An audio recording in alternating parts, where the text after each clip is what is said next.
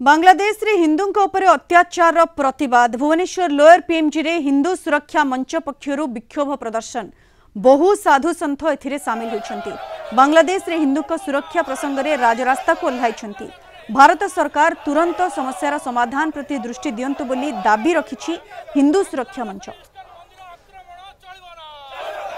हिंदू सुरक्षा मंचर विचार यार लक्ष्य रोचे जे बांग्लादेश रे दिनक दिन हिंदू मान आक्रमण बढ़ा सहित हिंदू मान ये गोटे जुलुम करा आज लोअर पीएमजी रे विक्षोभ प्रदर्शन करा सहित यार उचित समस्या समाधान करने प्रयास रही सीधासख आलोचना करवा। गुरुजी जो भाई चित्र बर्तमान आसूची भारत देश शांतिप्रिय देश किंतु बांग्लादेश चित्र दिनक दिन बिगुड़ी हिंदू मान आक्रमण करा वर्तमान आम हिंदू मानकर धर्म होउची जदि प्रथमे आम गाल को किए चापड़े मारला आम अन्य गाल देखई देबू। हिंदू मानक पाखरे सहिष्णुता अच्छी थिला बहुत सही आसिला हिंदू वर्तमान आउ सही पारिबो नाही। सहीबार एक सीमा अच्छी एक सीमा कौन केते सीमा पार हो सारे। गुरुजी जो हजार हजार साधु संत बड़ एकाठी होती बांग्लादेश सरकार जो चाहिए समस्या समाधान पर चेष्टा करते जेहेतु चुप रोचे ये गोटे उद्देश्य प्रणीत कि यह एक बहुत बड़ उद्देश्य मु कहबी ए केवल बांग्लादेशर मुसलमान मानकर कथा नुह एथिरे आहुरी किछि उद्देश्यमूलक कथा अच्छी। वर्तमान बांग्लादेश कहतु बा भारत कहतु भारत वर्तमान शांतिपूर्ण भाव में अच्छी। वर्तमान जो प्रकार युद्ध चली ए पृथ्वी भितर बहुत देश एकत्रित होई युद्ध चलैचंती।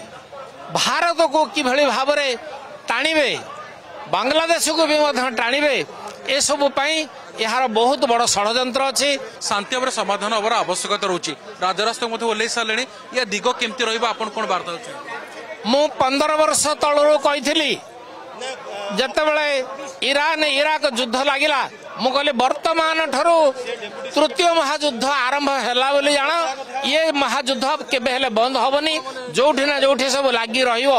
हेले भारत आ भारत आखपाख देश माने यार बाहर को रहिबे भारत केबे हेले एथरे भाग नब नाही एवं ए महायुद्ध जो चलिला ए महायुद्धर बहुत परिणय खराब हबो और परिणति बहुत खराब हबो।